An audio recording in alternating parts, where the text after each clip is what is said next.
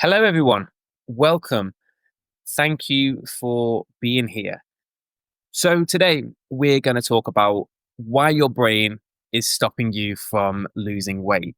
Now, before we crack on with that, I just want to quickly take a moment to introduce myself to you because there will be some of you who are watching this who've never seen my face before, don't know who I am, don't know anything about me. So, before we crack on with the webinar, I'm just going to introduce myself a little bit so you can get to know me, get to know what it is that I do, what a bit about me, what I'm about, and why I'm qualified to talk to you about this kind of stuff. So, who am I and what do I do? I'm Matty. I am a personal trainer and I'm an NLP coach. And I'm someone who, throughout my teenage years and even into my 20s, struggled with my mental health, struggled with my weight. I was an overweight kid, and I was overweight into my 20s as well. And it affected me quite significantly in various different areas of my life. And I was a sporty kid to a point. I played rugby, but I played rugby simply because I wasn't fit enough or good enough to be in the football team. And I was chubby at the time, so rugby seemed like a perfect fit for me. And I started going to the gym when I was around 17 or 18. But even then, even going into the gym, even learning everything that I learned from a friend of mine who helped me in the gym and kind of trained with me, I still struggle with my weight. And I would do various classes, mainly HIIT classes. I'd try all sorts of fads. I remember being maybe about 14, maybe 15, but it could have been a bit younger than that, to be honest. I bought something called a lateral thigh trainer, which cost about £80, one on those TV uh, bid channel things. And yeah, it was essentially a stepper that I was just doing like lateral movements on this step machine, and I thought it was going to tone me up because the woman who advertised it had a really toned body, and I fell for it, and it did nothing. So I've been through all that kind of stuff. I know the fads. I've got experience with it all, and yeah, it was a real struggle all the way into my 20s. I'm 32 now, and it's probably only the last, I'd say, 8 years or so that I've had a good grasp of what I'm doing with training. There was a lot of time I spent in the gym where I didn't have a clue what I was doing. And that was the same with my food. And I've come to realize as I've gotten older that my relationship with my weight and with food was greatly impacted by my mental health and confidence issues that I've struggled with from like mid-teens, which is kind of when you feel like everything's really important. Um, but yeah, it was a big struggle for me mentally. Confidence and self-esteem, or low confidence and low self-esteem were pretty much the main things. But I also struggle with anxiety and latterly depression as well. And they were issues that didn't just affect me physically and mentally, but also affected my career and my personal relationships as well. It affected friendships. It affected relationships that I had. And yeah, a big one was career. Before I was even contemplating becoming a PT and a coach, my dream from around 15, 16 was to be a sports journalist. When I realized I wasn't good enough to become a footballer, I thought the next best thing would be writing about it and commentating on it. And that was where I angled my career. But my lack of confidence and kind of low self-worth crippled me in that industry, which is a tough industry to be in. And one knockback just absolutely floored me. And I quit on the industry, quit on myself. And yeah, it was not good times. But the thing I've realized is that having those struggles and overcoming them and learning what I've learned over the past years or so has actually led me to where I am now, which is being someone who helps people change how they see themselves and how they see their body and basically what they're capable of doing, helping them become unstuck and change their self-sabotaging behaviors so that they can take back control and live their best life. And some of what I teach and preach to my clients is what I'm going to talk to you and teach you today. So let's crack on, shall we? What's this webinar about? Well, if you're here, my assumption is that at some point or other in your life, whether it's right now or whether it's in the past, you've struggled with weight loss. Maybe you wanted to lose weight and just really struggled, or to be honest, even if you don't have the goal of losing weight or you haven't wanted to lose weight, it doesn't mean that you can just switch this webinar off and go about your day, because you will get something from this. Everything that I'm going to share with you is applicable in all aspects of your life. Yeah, the examples that I'm going to talk about today are going to be specific towards weight loss, but that doesn't mean that you won't be able to pick up on what I'm saying and apply it to all aspects of your life. But with weight loss, often it can feel like a bit of an uphill battle, right? I know that it did for me. I know that I was moving more, I was doing lots of exercise, and I thought I was eating well. I thought I was eating the right things. I was listening to what other people were saying, and somehow something would always get in the way. And I would feel like I was just starting over and over again. And maybe you feel that way too with your journey. It's so easy now to be overloaded with information because of social media. We hear all the time. I know I'm guilty of saying it on my social media, and PTs and coaches all around and fitness influencers. You'll all hear that it's about calories in versus calories out, which is true. However, the biggest thing that's holding you back is your brain and how you think.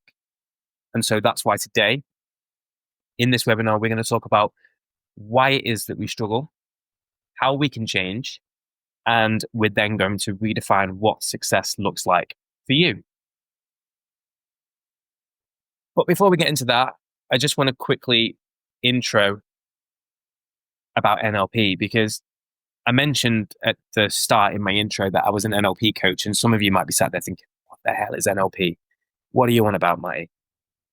For those of you who've never heard of it, NLP stands for neuro-linguistic programming. And essentially, it's a way of understanding how your thoughts, language, and behaviors shape your reality. It was a concept developed in the 1970s by Richard Bandler and John Grinder, who studied the world's most effective therapists to uncover the patterns that made them successful.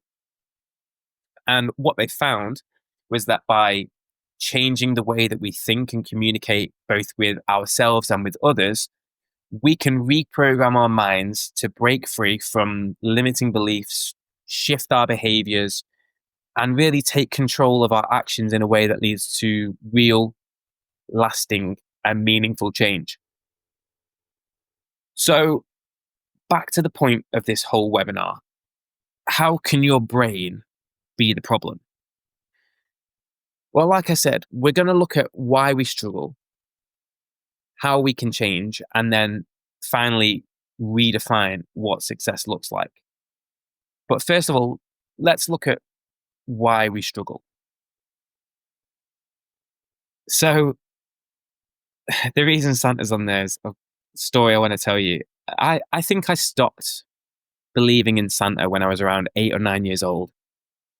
And it wasn't because I figured out that it was practically impossible for him to visit billions of homes overnight, but actually because the signature on the note that I left him to sign looked remarkably like my mum's handwriting when I compared it to her signatures in my homework diary to show that I completed my homework.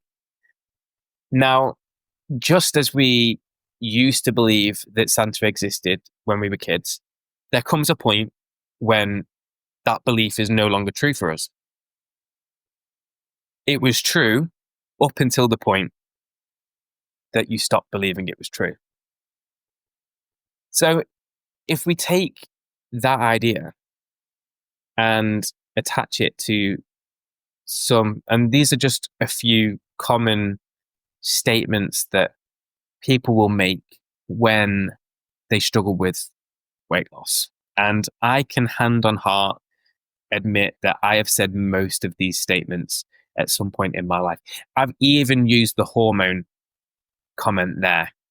I once went to my GP because I thought I had a thyroid issue because I wasn't losing weight, and then on reflection realized that I might have been in a calorie deficit during the week, but the fact that I'd go through an entire tube of Pringles on a Saturday night probably took me out of that deficit.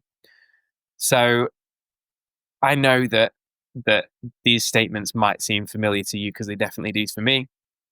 Now, a key point I want to make is I'm not saying that some of these statements can't be true or that they aren't accurate, but it's important for us to understand that they're simply what we believe to be true right now. However, much like our belief in Santa, those beliefs that were just on screen a second ago, they don't need to stay true for you. And any other beliefs that you have that don't serve you or aren't helping you progress in any way, they don't need to stay true for you either. We just need to think about them differently.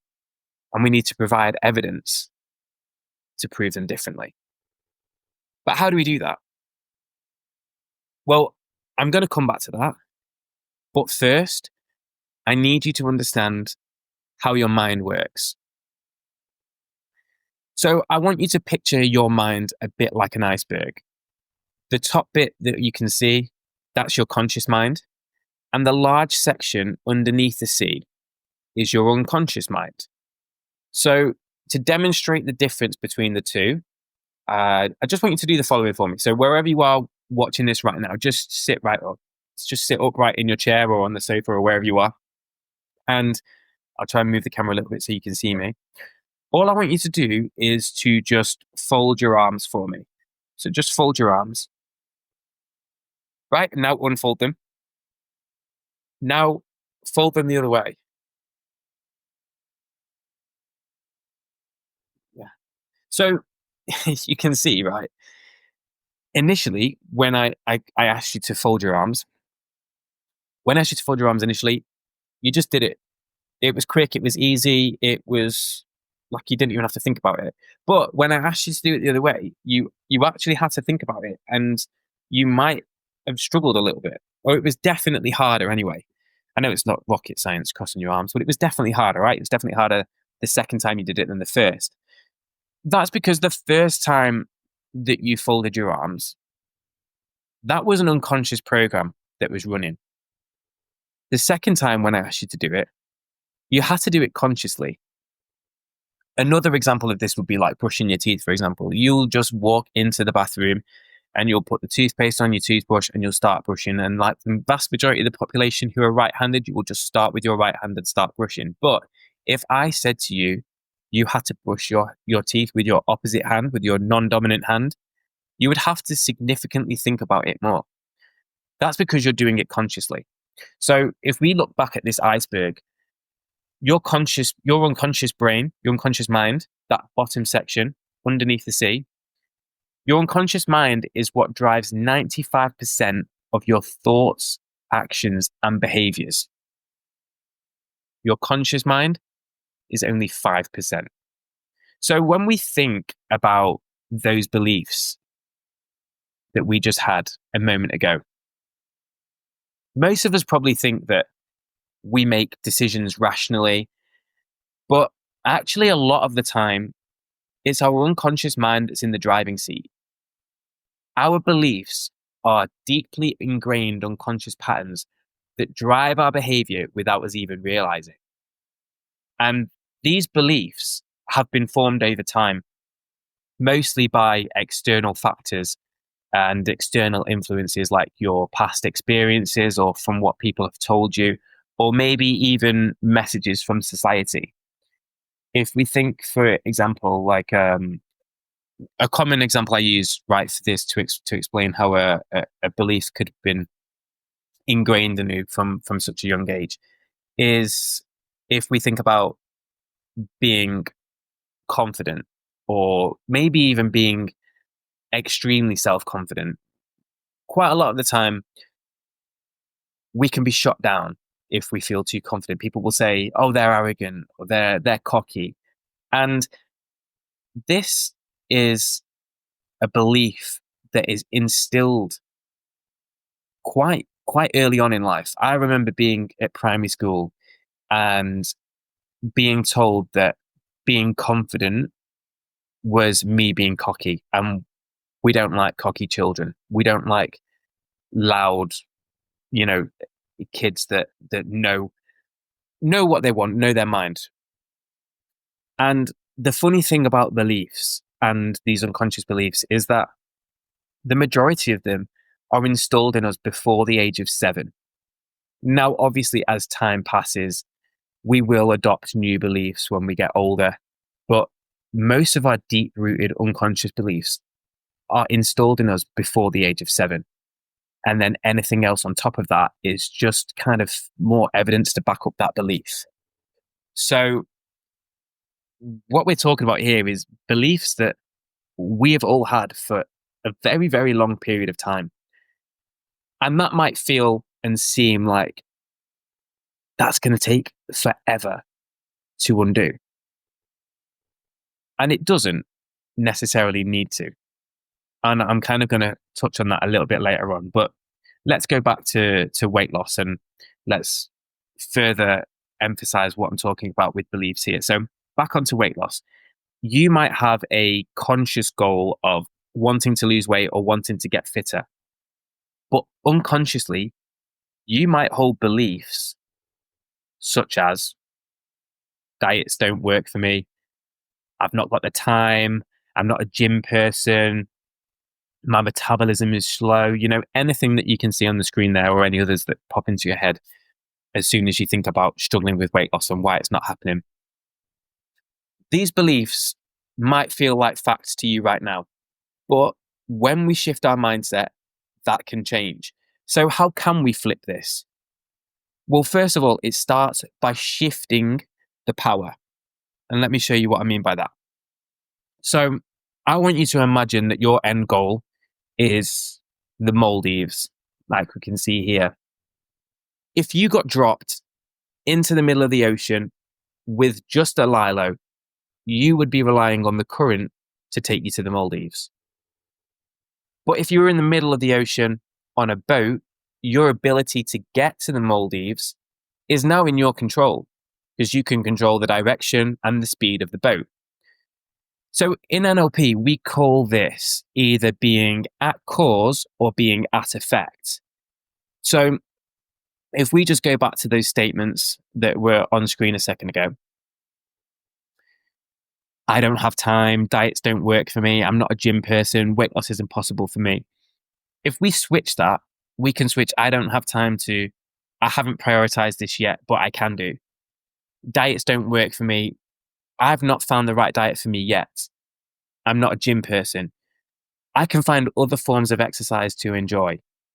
Weight loss is impossible for me. I've not been successful in the past, but I'm in control of my habits now. When we're at effect, the stories that we tell ourselves will mean the problem is external. So out of those statements there, you can probably notice that the diets don't work for me, or I don't have time, I'm not a gym person, weight loss is impossible. The story that we're telling ourselves there, we're shifting responsibility of the problem. We're making that external. That's not our issue. That's the diet's fault. It's time's fault. It's my work's fault. It's my schedule. It's not my fault. I can't. That's just not something that I can control. However, when we shift the perspective, we can empower ourselves. So if we go back to thinking about getting to the Maldives, if you're at effect, you're on the lilo. You are at the mercy of the ocean and you're essentially powerless. Whereas if you're at cause, You're the boat, or you're on the boat. You have control, you have the power. So when we look at those beliefs from the previous slide, each belief there, so let's go back to this so you can see them. So each of these beliefs there, they're actually taking the power away from us. But what we want to do is take back control by switching our mindset so that we are at cause. Now, this isn't necessarily the easiest thing to do because sometimes we can genuinely believe that some of those reasons or beliefs are true. At the time, like I said, we believe them to be true. Sometimes they are true. Sometimes there are going to be situations where, you genuinely might feel like you don't have time. Your mind is going to keep coming up with reasons to keep you at effect. But the way we can start to shift that is by questioning deeper, asking yourself for specifics each time, and then reframing those ideas, which will then help you switch your mindset. A nice little way that I like to think about this, and I do this with clients and kind of get them to think about, if they've got limiting beliefs or if they've got beliefs like what we've just been talking about there in terms of stopping them from losing weight. I like them to kind of imagine that they're in court and they have to defend that belief in court. And the little process, the little example that I'm going to run through with you in a second is kind of going to mimic the internal conversation that I would want you to have, or the conversation that we would have if we were working together. So let me show you this example. Let me run through this for you so you can get a better understanding of what I'm trying to say. So let's take the example of I can't lose weight because I just don't have time to go to the gym. Now, this might seem like a really, really genuine reason, and you might genuinely have very, very little time. If you're a busy parent, work's crazy, whatever it might be. I can't lose weight because I just don't have time to go to the gym. So we need to start questioning that belief as if we were in court by asking some simple questions. So the first question might be, how much free time do you feel like you need to get to the gym? And the response might be something like, well, it takes me 20 minutes to get there and back. I need to allow a few minutes for parking. I need to get changed. And then my session needs to be an hour. So we're looking at 90 minutes at least, really, which I just don't have. Okay, 90 minutes is quite a long time out of your busy day. If you didn't have to factor any of that in, how much time do you think you could afford to give yourself? I've probably only got half of that time really, so maybe 30, 45 minutes.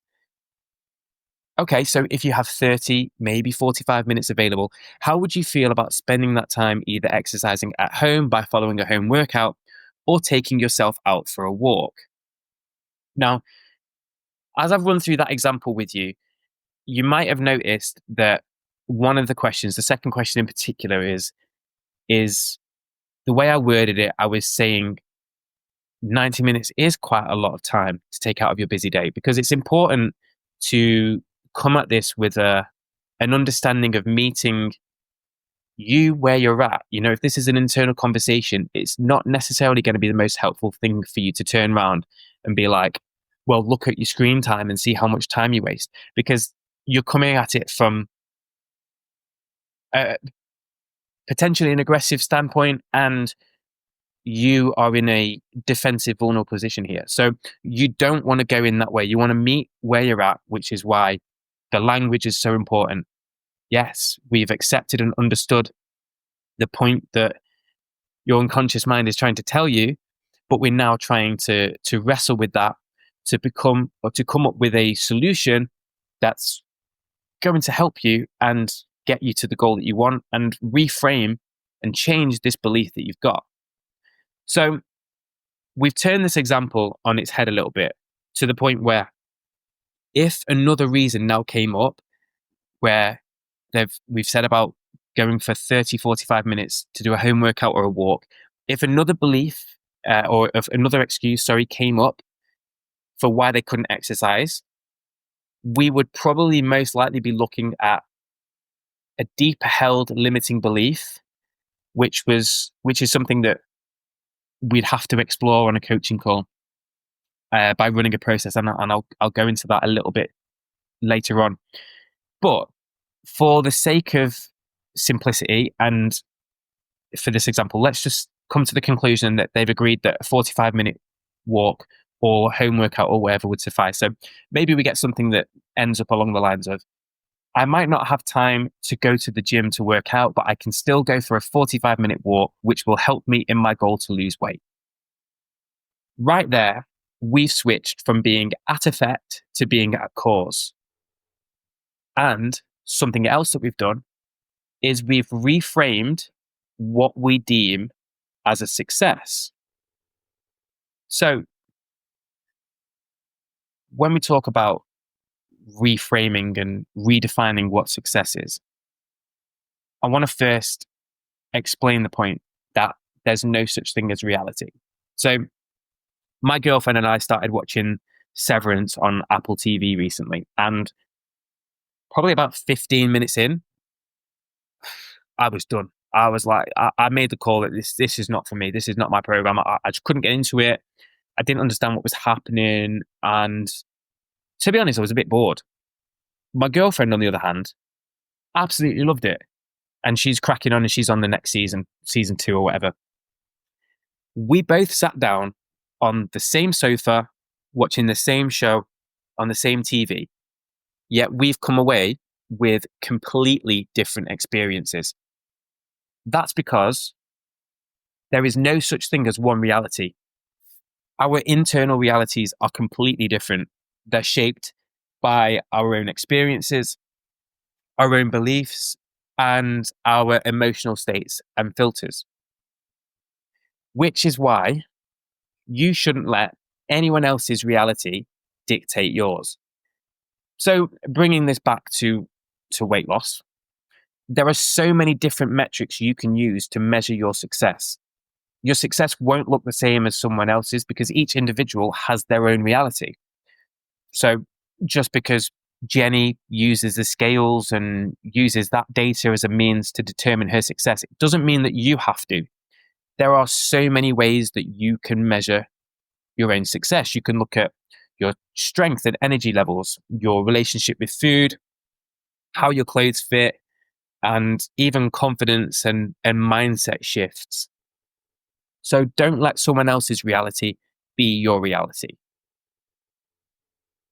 Okay, so I appreciate that there's a hell of a lot of information that I've fired at you there, and a lot of it will probably be quite new.